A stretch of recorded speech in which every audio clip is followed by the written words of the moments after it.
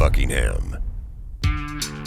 Let's take a look at how to set up the BuckAlloy aluminum climbers.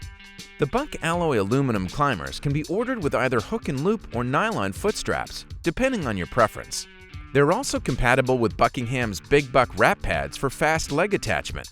If you already own a set of Big Buck pads or any other Buckingham leg pad with a steel insert, you'll need to ensure you have model 50321, which is required for compatibility with the aluminum climber. When you first pull the climbers out of the box, your first step is to adjust the metal sleeve height according to your leg size. Note that proper sleeve height all depends on what type of pad you're using. For example, these climbers are the same height.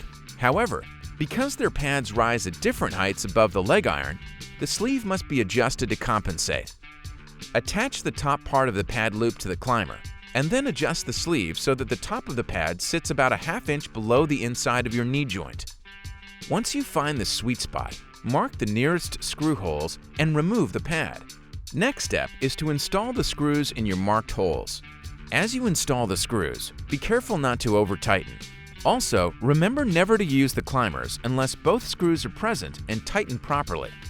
Once your screws are installed and your pad is attached, align the horizontal pad loops with the metal loop of your climber and thread the pad strap through the loop.